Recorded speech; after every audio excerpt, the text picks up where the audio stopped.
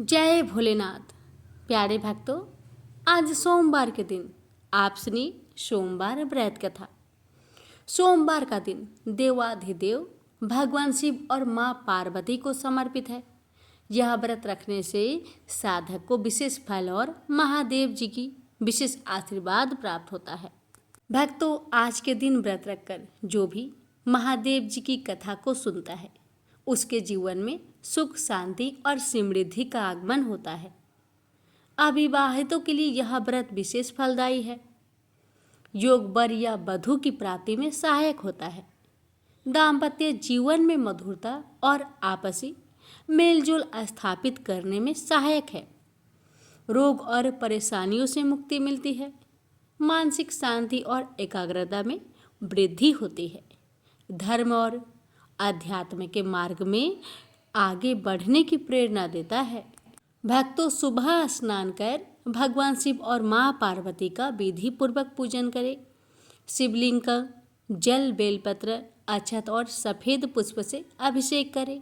व्रत में दिन भर फलहार या एक समय भोजन किया जाता है। शाम को शिव मंदिर में दीपक जलाकर शिव चालीसा या महामृत्युंजय मंत्र का पाठ करें। भक्तों, व्रत के समापन यानी पारण में साधक साधारण भोजन ले सकते हैं और शिव परिवार से सुख, समृद्धि एवं कृपा प्राप्ति की प्रार्थना कर सकते हैं।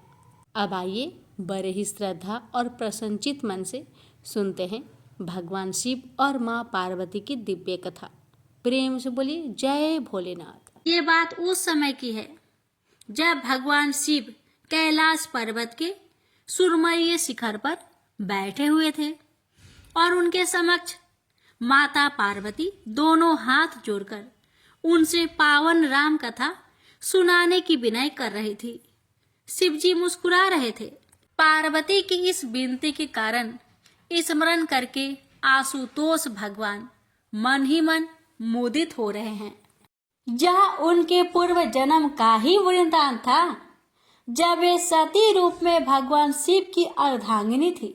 उस दिन शिव सती दंडकारण्य की तपोभूमि का भ्रमण कर रहे थे। जब उन्होंने सीता वियोग में व्याकुल और रोते हुए राम को देखा था, शिव तो प्रभु की इस लीला पर रोमांचित हो उठे थे और सती की दृष्टि से छुपाकर उन्होंने राम को हाथ जोड़कर प्रणाम किया था। परंतु सती की तीक्ष्ण दृष्टि ने यह तार लिया। एक रुदन करते तपस्वी पर शिव जी की यह श्रद्धा और प्रतिक्रिया सती को आश्चर्य में डाल रही थी कि कौन था वह तपस्वी जो सर्व पूज्य शिव जी के लिए भी पूज्य था। सती का स्वभाव हठी और संकालु था, अतः सती ने शिव से प्रश्न कर ही लिया। शिव ने पहले तो टाल दिया, परंतु सती कहाँ मानने वाली थी। भगवान शिव ने सती को श्री राम जी की महिमा कह सुनाई तो सती को विश्वास ना हुआ कि शिव पत्नी वियोग में विलाप करते तपस्वी मनुष्य को श्री हरि का अवतार कह रहे हैं। सती ने परीक्षा लेने का विचार किया और शिव से अपने विचार बताए। शिव ने पहले तो मना किया, परंतु सती का हठ देखकर समझ गए कि यह प्रभु की प्रेरणा ही है जो सती ने सब जानते हुए भी हठ पकड़ ली है। अतः उन्होंने अनुमति दे दी। शिव बरगद के नीचे बैठ रहे और सती राम की परीक्षा लेने चल पड़ी। उन्होंने सीता का रूप धर लिया और राम की ओर बढ़ने लगी। राम की दृष्टि जैसे ही उन पर पड़ी तो उन घट घट के जानने वाले श्री हरि ने दोनों हाथ जोड़कर सती को माता कहकर प्रणाम किया और उनसे भगवान शिव की कुशल क्षेम पूछी तो सती लज्जा से पानी पानी हो गई। मन में बड़ा ही क्षोभ हुआ कि मैंने शिव जी की बात ना मानकर बड़ा अपराध किया। वे हृदय में गलानी लिए शिव जी के पास पहुंची तो भगवान शिव ने उनसे परीक्षा का परिणाम पूछा। सती की हृदय में शंका तो थी ही, भय भी था कि कहीं अनर्थ ना हो जाए। अतः झूठी बोल दिया कि उन्होंने कोई परीक्षा ही नहीं ली, परंतु शिव से क्या छुपा रह सकता था। उनके मन में बड़ा विषाद हुआ और उन्होंने श्री राम का स्मरण करते हुए उसी क्षण सती को अपने हृदय से त्याग दिया। सती को शीघ्र ही शिव के व्यवहार से यह आभास हो गया कि उनकी हठ धार्मिकता और स्त्री सुलभ मूर्खता ने अंततः अनर्थ कर ही डाला। दिन प्रतिदिन शिव की अपने प्रति विरक्ति से सती दग्ध हो रही थी, परंतु भूल तो अपनी ही थी। अतः सती मन ही मन श्री राम का स्मरण करती और अपने अपराध की क्षमा मांगते हुए उस देह से शीघ्र मुक्ति दिलाने की प्रार्थना करती। शिव के समीप रहकर भी वे शिव की नहीं थी। जो जीवन व्यर्थ था। शिव घोर समाधि में चले गए थे और सती को अपराध का बड़ा मूल्य चुकाना पड़ रहा था। पति परित्यागता की पीड़ा को सती के अतिरिक्त और कौन समझ सकता था। वे क्षण प्रति क्षण अपराध बोध से घिरी जा रही थी। अंततः देव ने उनकी पीड़ा हरने के लिए एक समय चक्र बुन ही दिया। सती के पिता प्रजापति दक्ष ने एक बहुत बड़े यज्ञ का आयोजन किया, जिसमें सभी देवताओं को बुलाया गया, परंतु दक्ष ने देश के कारण शिव को निमंत्रण नहीं भेजा। सती को अपने पिता पर क्रोध आ गया, जो देवताओं के भी पूज्य है, जो देवाधिदेव है और जिनके बिना कोई यज्ञ पूर्ण नहीं हो सकता। उनका ऐसा तिरस्कार करके दक्ष ने अहंकार का परिचय दिया था। शिव ने भी समाधि संपन्न कर ली थी। अब वे शांति चित्त थे। उन्होंने प्रसन्नता पूर्वक सती को हरि कथा सुनाई। उन्हें दक्ष द्वारा किए अपमान का पता चला। उदार शिव तो मान अपमान से परे हैं, उन्हें इससे क्या, परंतु सती ने इसे प्रतिष्ठा का प्रश्न बना लिया। वे पुनः भूल कर रही थी और हठ कर रही थी कि वे अपने पिता की यज्ञ में अवश्य ही जाएगी। शिव जान गए कि देव ने सती को परित्यागता की पीड़ा से मुक्ति देने का अवसर दिया है। होनी में हस्तक्षेप करना वे उचित नहीं समझते थे। अतः सती को यज्ञ में जाने की अनुमति देकर अपने गणों को उनके साथ भेज दिया। दक्ष के राजमहल में यज्ञ अपनी भव्यता के साथ आरंभ हो गया था। अनेक वेदियों के बीच में महावेदी बनी थी, जिसके चारों ओर विख्यात विद्वान ब्राह्मणों द्वारा मंत्र उच्चारण और समिधा समर्पण हो रहा था। सभी देवता अपने स्थानों पर आ विराजे थे, जबकि भगवान शिव का तो वहां आसन न था। यह सब देखकर सती के नेत्र क्रोध से जल उठे। देवाधिदेव का ऐसा तिरस्कार। सती ने अपने पिता ही नहीं बल्कि देव समाज को भी धिक्कारा, जो ऐसे यज्ञ में सम्मिलित होकर दक्ष के अपराध में भागीदार हो रहे थे। ऐसा सुनकर अहंकारी दक्ष तिलमिला गया और उसने शिव के बारे में कितनी ही अपमानजनक बातें कही। यह सुनकर सती का क्रोध चरम पर पहुंच गया और वे अपने रुद्र रूप में आ गई, जिसे देखकर देवतागण भी भयभीत हो गए। किसी अनिष्ट की आशंका ने सबको विचलित कर दिया था। सती ने अपने पिता के अपमान से दग्ध होकर उस देह को ही भस्म करने का निर्णय ले लिया और अपनी देह यज्ञ की महावेदी को समर्पित कर दी। सती की आत्मदाह करने से चारों ओर हाहाकार मच गया। देवता सन्न रह गए और सभा में सनसनी फैल गई। सती का यह आत्मदाह एक बड़े संकट का कारण बनने वाला था। अतः लोग इधर उधर खिसकने लगे। देवगणों ने तत्काल जाकर महादेव को सती के आत्मदाह की सूचना दी। तो शिव का अंग प्रत्यंग क्रोध से कांप उठा। सृष्टि में जैसे प्रलय ही आ गई। संहारक शिव की क्रोध अग्नि ऐसी ही प्रचंड थी। शिव ने अपने सिर से एक केश उखाड़ा और भूमि पर पटक दिया, जिससे एक भयानक आकृति का बलवान योद्धा वीरभद्र उत्पन्न हुआ। उसके अग्नि समान जलते नेत्र थे और हाथों में खड्ग व कंधों पर प्रचंड धनुष लटक रहा था। वीरभद्र गर्जना करता हुआ दक्ष की यज्ञशाला में पहुंच गया और उसने भीषण रक्तपात आरंभ कर दिया। दक्ष को जिस सेना पर अहंकार था वह वीरभद्र के रौद्र रूप के सामने जान बचाने के लिए इधर उधर भाग रहे थे।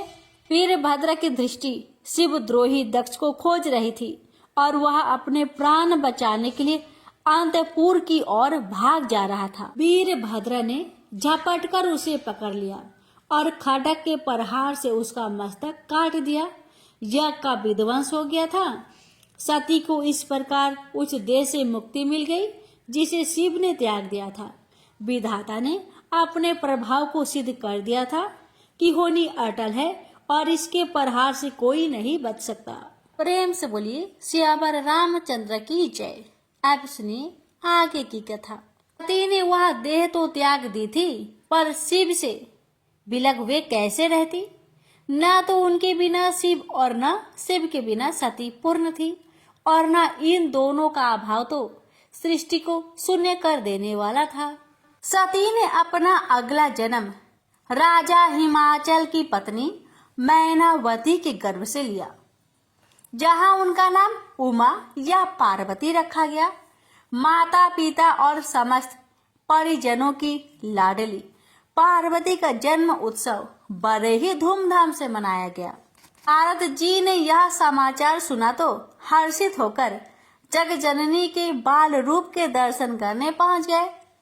नारद जी ने बालिका के गुण दोष देखे और सर्वत्र गुणों की खान उस कन्या के भविष्य का वर्णन किया, जिसे सुनकर सभी हर्षित हो उठे। परंतु जब नारद जी ने पार्वती के भावी पति का वर्णन किया तो सब विचलित हो उठे। योगी जटाजुटधारी निष्काम दरिद्र और अमंगल भेष वाले पति के बारे में देव ऋषि से सुनकर पार्वती के माता पिता को तो निश्चय ही उदास हो जाना था। सखिया भी सहम गई। नारद जी के मुख पर प्रसन्नता थी क्योंकि भाभी वर के सभी लक्षण महादेव शिव के थे। नारद तो पार्वती को आशीर्वाद देकर चले गए, परंतु माता मैनावती संदेहग्रस्त हो गई। राजा हिमाचल ने मैनावती को समझाया कि अभी छोटी सी कन्या के वर के विषय में चिंतित होना ठीक नहीं है। भाग्य कब करवट ले कौन कह सकता है। और देवऋषि नारद तो वैसे भी यूं ही मनोविनोदी स्वभाव के हैं। वे कब किसकी चिंता दूर करने का उपाय कर दे और कब किसे चिंता में डालकर नारायण नारायण भजते हुए लोक भ्रमण को चल पड़े। मैनावती को नारद की बात पर विश्वास था, अतः उसका मात्र हृदय कभी अवसस्त न हुआ। कन्या नित्य चंद्रमा शुक्ल पक्ष की भांति बढ़ने लगी। पार्वती कब कन्या से किशोरी हो गई, माता पिता को लार प्यार में पता ही न चला। रानी ने अपने संदेह को ध्यान में रखते हुए राजा से पुत्री के लिए योग्य वर खोजने की विनती की और राजा ने भी नारद जी की वचनों के विपरीत प्रयास करने को अपना पितृधर्म समझा। मैनावती ने देखा भी था कि पार्वती किसी विचार से स्वतः मुस्कुरा उठती थी और यह तब होता था जब वे अपनी भाभी वर की छवि की कल्पना करने लगती थी। माता ने यूं ही पार्वती से इस विषय में पूछ लिया तो पार्वती ने उसी छवि का वर्णन किया जैसा नारद जी ने किया था। मैनावती जान गई कि देवऋषि के वचन असत्य नहीं हो सकते थे। वे राजा के पास पहुंची और सब बातें कही। दोनों ने मिलकर निर्णय लिया कि विधाता के लेख में हस्तक्षेप करने का प्रयास भी अनुचित है, अतः ऐसे भेषधारी भगवान शिव ही वर रूप में उनकी पुत्री को मिले तो अच्छा होगा। इसके लिए शिव को प्रसन्न करना आवश्यक था। मैनावती ने पुत्री पार्वती को शिव को प्रसन्न करने की सलाह दी। माता पिता की इच्छा और स्वीकृति को मानकर पार्वती तपस्या करने चल पड़ी। प्रजापति शिव को ध्यान में रखकर सुकोमल सुकुमारी पार्वती घोर तपस्या करने बैठ गई। बहुत समय तक कंद मूल खाकर फिर कठोर उपवास के द्वारा पार्वती ने शिव इच्छा में अपने शरीर को सुखा लिया। इतने कठोर तप से उस राजकन्या का शरीर सूखे पत्ते की तरह हो गया था। अतः पार्वती का एक नाम अर्पणा भी हुआ। उसके इस कठोर तप को देखकर देवताओं ने उसे शिव को पति रूप में पाने का आशीर्वाद दिया। राजा हिमाचल ने यह देववाणी सुनी तो पत्नी सहित पार्वती के पास जाकर उसे तप छोड़कर घर चलने को कहा, परंतु पार्वती ने अपना हठ तब तक न छोड़ने का निश्चय कर लिया था जब तक स्वयं शिव उसे पत्नी रूप में स्वीकार करने की सहमति नहीं दे देते। पार्वती का विचित्र हठ था, परंतु तर्क संगत था। शिव तो परम बैरागी हो गए थे। उनकी दिनचर्या में राम कथा और समाधि ही रह गए थे। यह देखकर देवता विचलित हो उठे थे, क्योंकि तारकासुर नाम का दैत्य संसार को पीड़ा दे रहा था। उसके मृत्यु केवल शिव पुत्र के द्वारा ही संभव थी, और शिव पुत्र का जन्म तभी हो सकता था जबकि उनका विवाह हो जाए। शिव को विवाह के लिए मनाना भी कोई सरल कार्य नहीं था। वे विरकित के चरम बिंदु पर पहुंच गए थे। सभी देवगण मिलकर शिव को मनाने पहुंचे और भांति भांति से उनकी स्तुति करने लगे। महादेव प्रसन्न हुए और उन्होंने देवगणों से वहां आने का कारण पूछा। देवगणों ने तारकासुर के अत्याचारों से पीड़ित संसार की व्यथा सुनाई और वह उपाय भी वर्णन किया जो हो सकता था।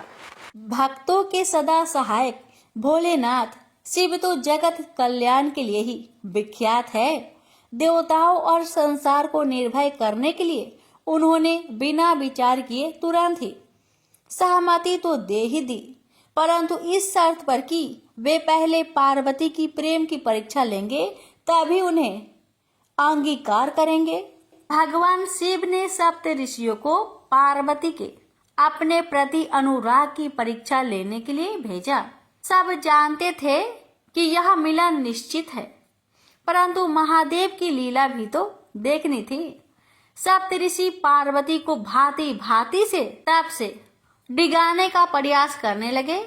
उन्हें शिव के दोषों के विषय में भांति भांति से भ्रमित किया और नारद जी के विषय में भी तरह तरह के बातें बनाकर उन्हें उनके पद से विचलित करने का प्रयास किया। नारद जी तो जिसे उपदेश देते हैं उसकी मति ही फेर देते हैं और उसे कहीं का नहीं छोड़ते। दक्ष पुत्रों को उपदेश देकर बैरागी बना दिया। बेचारे फिर कभी लौटकर घर न आए। चित्रकेतु को पहले पुत्र सुख दिया और फिर पुत्र शोक। हिरण्यकशिपु को भी उपदेश देकर मरवा डाला। हे पार्वती, नारद जी के उपदेश को सुनकर मानकर अच्छे अच्छे विद्वान भी घर बार से हाथ धो बैठते हैं।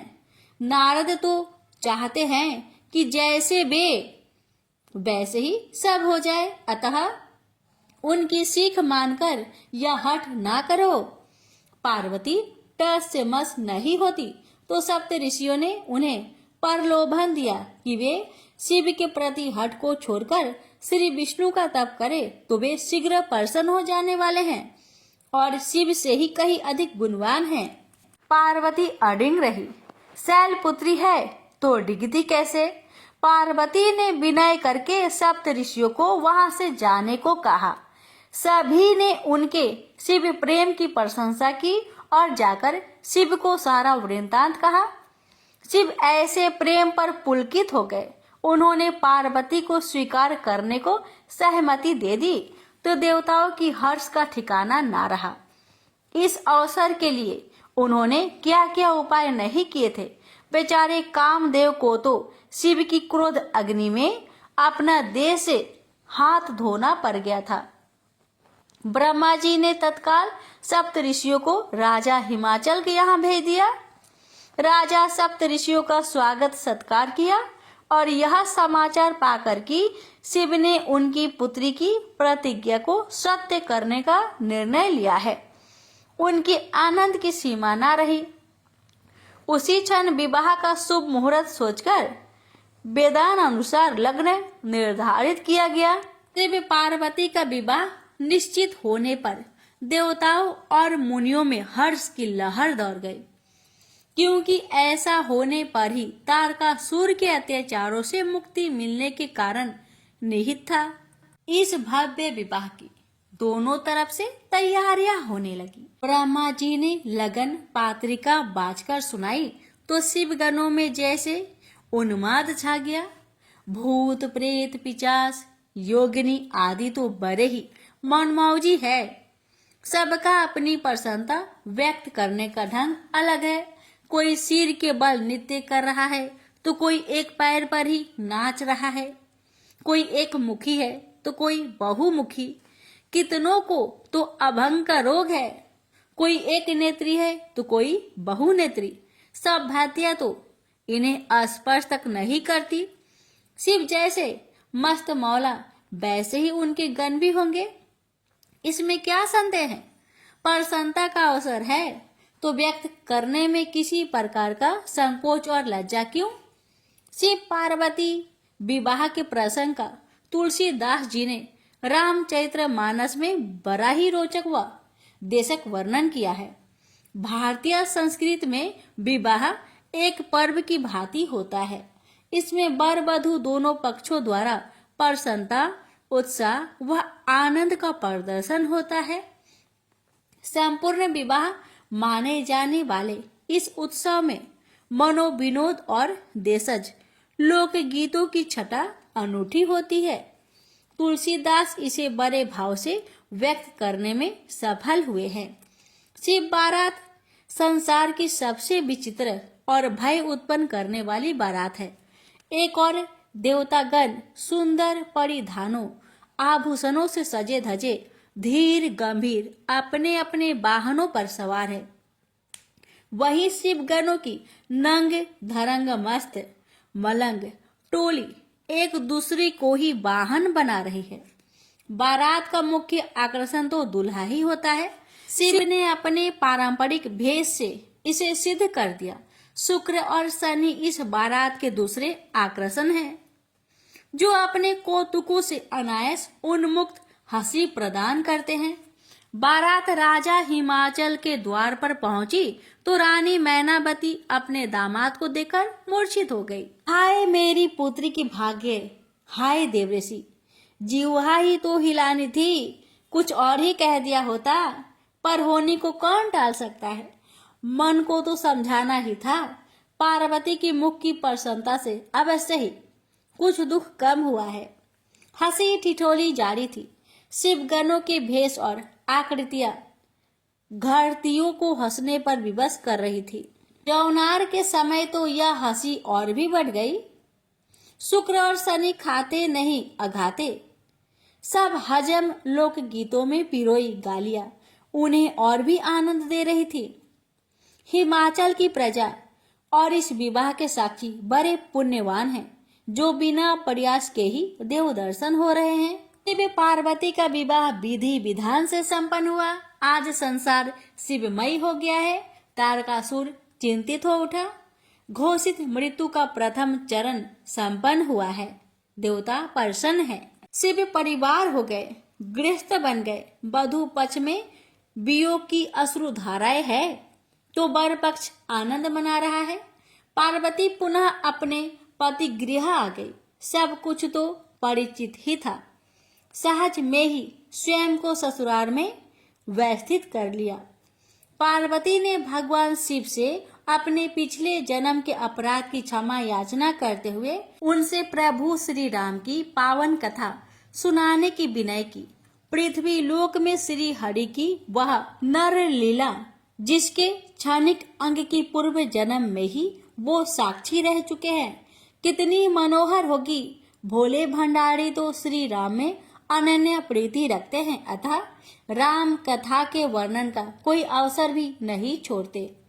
और उस कौवे का तो सौभाग्य ही क्या कहना, जो भगवान श्री शिव के श्री मुख से सिया राम की पावन कथा सुनने का अवसर अनायास ही प्राप्त कर चुका है। प्रेम से बोलिए हर हर महादेव, माता पार्वती की जय। 16 सोमवार व्रत कथा। एक समय श्री महादेव जी पार्वती के साथ भ्रमण करते हुए मृत्यु लोक में अमरावती नगरी में आए। वहां के राजा ने शिव मंदिर बनवाया था, जो कि अत्यंत भव्य एवं रमणीक तथा मन को शांति पहुंचाने वाला था। भ्रमण करते समय शिव पार्वती भी वहां ठहर गए। पार्वती जी ने कहा, हे नाथ, आओ आज इसी स्थान पर चौसर पासे खेले। खेल प्रारंभ हुआ। शिव जी कहने लगे, मैं जीतूंगा। इस प्रकार उनकी आपस में वार्तालाप होने लगी। उस समय पुजारी जी पूजा करने आए। पार्वती जी ने पूछा, पुजारी जी बताइए, जीत किसकी होगी? पुजारी बोला, इस खेल में महादेव जी के समान कोई दूसरा परंगत नहीं हो सकता, इसलिए महादेव जी ही यह बाजी जीतेंगे। परंतु हुआ उल्टा, जीत पार्वती जी की हुई। अतः पार्वती जी ने पुजारी जी को कोढ़ी होने का श्राप दे दिया कि तूने मिथ्या भाषण किया। अब तो पुजारी कोढ़ी हो गया। शिव पार्वती जी दोनों वापस चले गए। कुछ समय पश्चात अप्सराएं पूजा करने आई। अप्सराओं ने पुजारी के उसके कोढ़ी होने का कारण पूछा। पुजारी ने सब बातें बता दी। अप्सराएं कहने लगी, पुजारी जी आप 16 सोमवार का व्रत करें तो शिव जी प्रसन्न होकर आपका संकट दूर करेंगे। पुजारी जी ने अप्सराओं से व्रत की विधि पूछी। अप्सराओं ने व्रत करने और व्रत के उद्यापन करने की संपूर्ण विधि बता दी। पुजारी ने विधि पूर्वक श्रद्धा भाव से व्रत प्रारंभ किया और व्रत अंत में व्रत का उद्यापन भी किया। व्रत के प्रभाव से पुजारी जी रोग मुक्त हो गए। कुछ दिनों के बाद शंकर भगवान पार्वती जी पुनः उस मंदिर में आए तो पुजारी जी को रोग मुक्त देखकर पार्वती जी ने पूछा, मेरे दिए हुए श्राप से मुक्ति पाने का तुमने कौन सा उपाय किया? पुजारी जी ने कहा, हे माता, अप्सराओं द्वारा बताए गए 16 सोमवार के व्रत के करने से मेरा यह कष्ट दूर हुआ है। पार्वती जी ने भी 16 सोमवार का व्रत किया, जिससे उनसे रूठे हुए कार्तिकेय जी भी अपना माता से प्रसन्न होकर आज्ञाकारी हुए। कार्तिकेय जी ने पूछा, हे माता, क्या कारण है कि मेरा मन सदा आपके चरणों में लगा रहता है? पार्वती जी ने कार्तिकेय को 16 सोमवार के व्रत का महात्म्य तथा विधि बताई। तब कार्तिकेय जी ने भी इस व्रत को किया तो उनका बिछड़ा हुआ मित्र मिल गया। अब मित्र ने भी इस व्रत को अपने विवाह होने की इच्छा से किया। फलतः वह विदेश गया। वहां के राजा की कन्या का स्वयंवर था। राजा ने प्रण किया था कि हथिनी जिस व्यक्ति के गले में वरमाला डाल देगी उसी के साथ राजकुमारी का विवाह करूंगा। यह ब्राह्मण मित्र भी स्वयंवर देखने की इच्छा से वहां एक और जाकर बैठ गया। हथिनी ने इसी ब्राह्मण मित्र को माला पहनाई तो राजा ने बड़ी धूमधाम से अपनी राजकुमारी का विवाह उसके साथ कर दिया। तत्पश्चात दोनों सुखपूर्वक रहने लगे। एक दिन राजकन्या ने पूछा, हे नाथ, आपने कौन सा पुण्य किया जिससे हथिनी ने आपके गले में वरमाला पहनाई? ब्राह्मण पति ने कहा, मैंने कार्तिकेय जी द्वारा बताए अनुसार 16 सोमवार का व्रत पूर्ण विधि विधान सहित श्रद्धा भक्ति से किया, जिसके फल के कारण मुझे तुम्हारे जैसे सौभाग्यशाली पत्नी मिली। अब तो राजकन्या ने भी सत्य पुत्र प्राप्ति के लिए व्रत किया और सर्वगुण संपन्न पुत्र प्राप्त किया। बड़े होकर पुत्र ने भी राज्य प्राप्ति की कामना से 16 सोमवार का व्रत किया। राजा के देवलोक होने पर इसी ब्राह्मण कुमार को राजगद्दी मिली। फिर भी वह इस व्रत को करता रहा। एक दिन उसने अपनी पत्नी से पूछा, सामग्री शिवालय ले चलने को कहा, परंतु उसने पूजा सामग्री अपनी दासियों द्वारा भिजवा दी। जब राजा ने पूजन समाप्त किया तो आकाशवाणी हुई कि हे राजा, तुम इस पत्नी को त्याग दो। नहीं तो राजपाट से हाथ धोना पड़ेगा। प्रभु की आज्ञा मानकर उसने अपनी पत्नी को महल से निकाल दिया। तब वह अपने भाग्य को कोसती हुई एक बुढ़िया के पास गई और अपना दुखड़ा सुनाया। तभी बुढ़िया को बताया, मैं पूजन सामग्री राजा के कहे अनुसार शिवालय में नहीं ले गई और राजा ने मुझे निकाल दिया।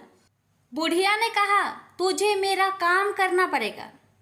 उसने स्वीकार कर लिया। तब बुढ़िया ने सूत की गठरी उसके सिर पर रखी और बाजार भेज दिया।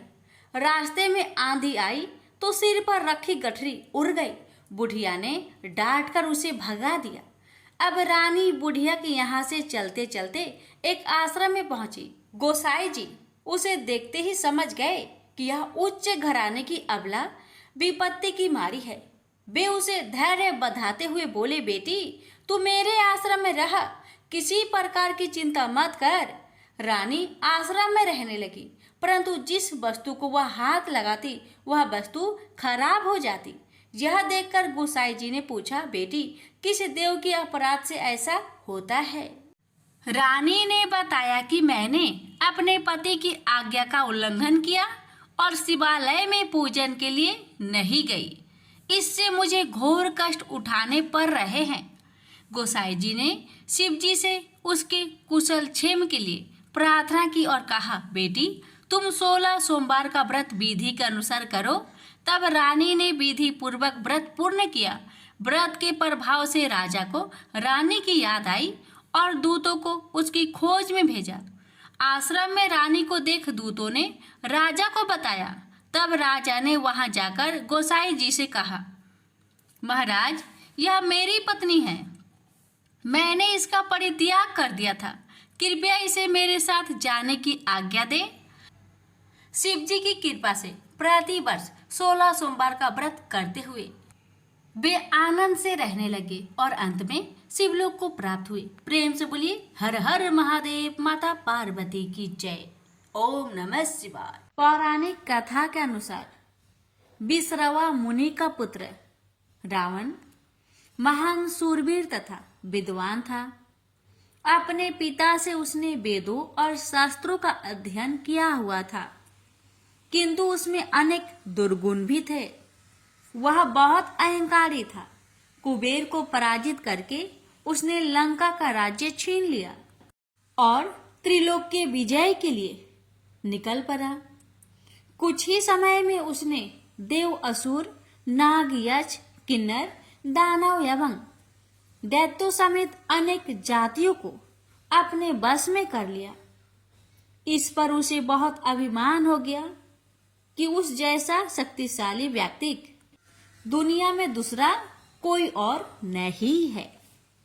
एक दिन रावण कुबेर से छीने हुए पुष्पक विमान पर बैठकर कैलाश पर्वत से जा रहा था कि अचानक उसका यान अपने आप नीचे उतरने लगा। यह देख रावण को आश्चर्य हुआ। उसने सोचा अवश्य ही पुष्पक विमान में कोई खराबी आ गई है। उसने विमान को इधर उधर से देखा, किंतु विमान नीचे उतरता ही गया और एक पहाड़ पर खड़ा हो गया। रावण विमान से उतरा ही था कि उसे एक विकट हुक्कार सुनाई पड़ी। उसने अचकचाकर ध्वनि की दिशा में देखा तो एक छोटे से पुरुष को, जिसका मुख बंदर जैसा था, अपनी ओर आते देखा।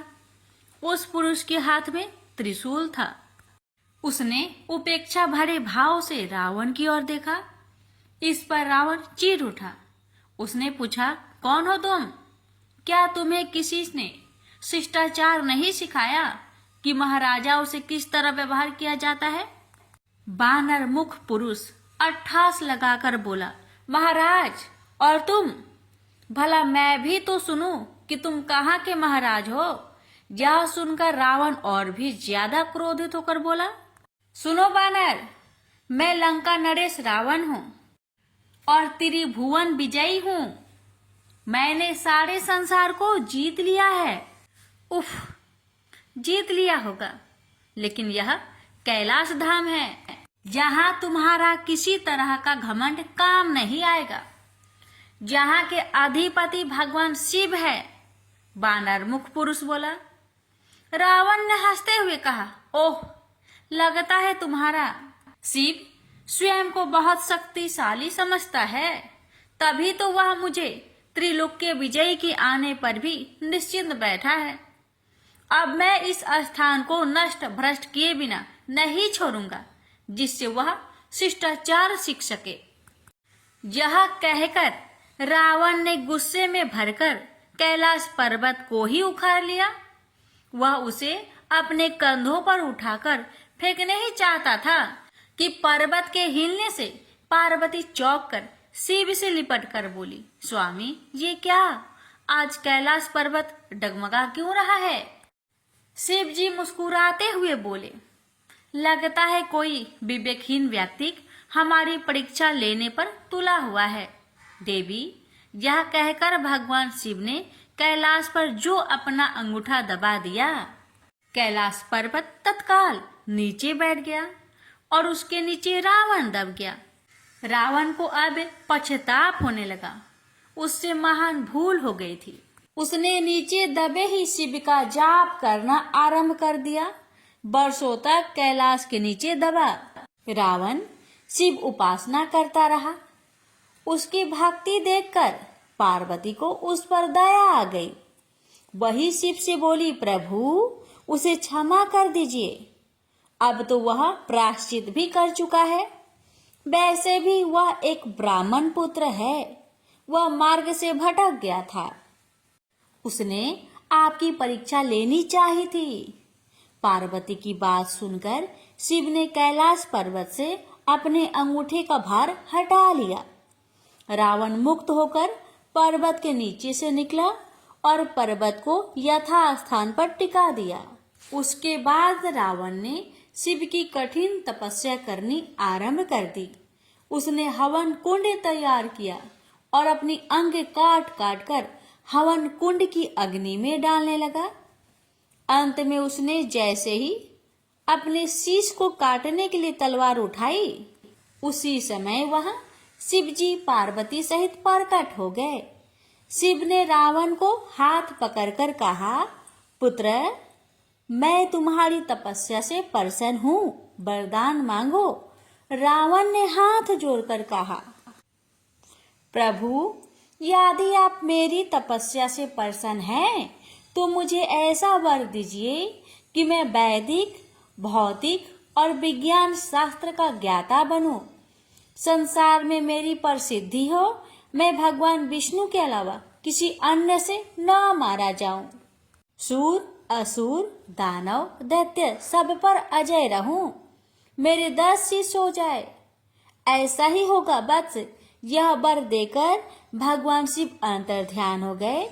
फिर रावण अपनी लंका में लौट गया और अंतिम समय तक भगवान शिव का परम भक्त बना रहा।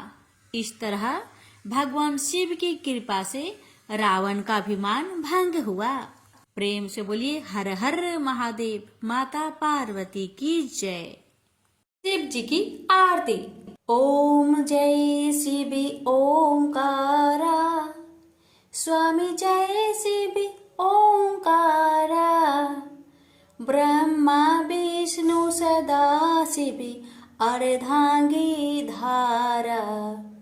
ओम जय शिव ओंकारा, स्वामी जय शिव ओंकारा। एकानन चतुरानन पंचानन राजे, हंसानन गरुरासन वृषवाहन साजे। ओम जय शिव ओंकारा, स्वामी जय शिव ओंकारा।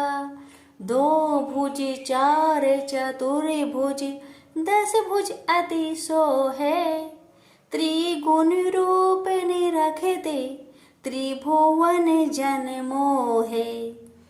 अच्छी माला बने माला मुंड माला धारी, त्रिपुरारी कंसारी करे माला धारी।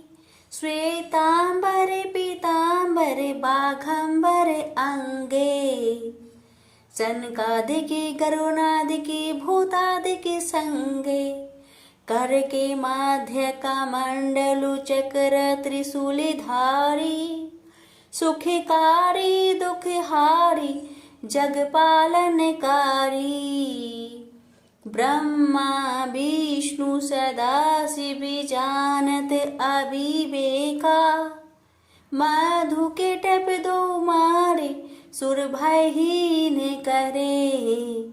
लक्ष्मी व सावित्री पार्वती संगा, पार्वती अर्धांगी शिव लहरी गंगा। पर्वत सोहे पार्वती शंकर कैलासा, भांग धतुर का भोजन भस्मी में वासा। जटा में गंग बहत है गल मुंडन माला, शेष नाग लिपटावत ओढ़त मृगी छाला। काशी में विराजे विश्वनाथ नंदी ब्रह्मचारी, नीत उठ दर्शन पावत महिमाति भारी। त्रिगुण स्वामी जी की आरती जो कोई नरे गावे, कहत शिवानंद स्वामी मनवांछित फल पावे। ओम नमः शिवाय, हर हर महादेव। माता पार्वती की जय।